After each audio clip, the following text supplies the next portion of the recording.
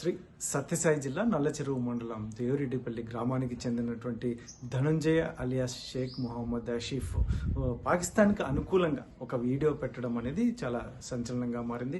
ముఖ్యంగా పాకిస్తాన్ జిందాబాద్ అంటూ కూడా ఈ రకంగా ఆసిఫ్ ఈ మధ్య కాలంలోనే అతను హిందూ నుంచి ముస్లింగా మతం మారినటువంటి నేపథ్యం. కాకపోతే ఇప్పుడు మరి ఆయన చేసినటువంటి దీని పట్ల స్థానికులు కంప్లైంట్ చేస్తే ఏకంగా అరెస్ట్ చేసి అతన్ని పూర్తిగా విచారించే అవకాశం ఉంటుంది, అతని పూర్వపరాలు తెలుసుకునే అవకాశం ఉంటుంది అని చెప్పేసి పోలీసులు చెప్తున్నటువంటి పరిస్థితులు నెలకొని ఉన్నాయి. అయితే మరొక అంశం, జిల్లాలో బైక్ ర్యాలీ, ఈ వైసీపీ చేపట్టినటువంటి బైక్ ర్యాలీ కూడా పెద్ద ఎత్తున సక్సెస్ అయింది. చాలా భారీ స్థాయిలో కూడా బైకులు యువకులు వచ్చి ర్యాలీగా అనంతపురం నగరంలో ఇక్కడ భారీ ర్యాలీ నిర్వహించారు.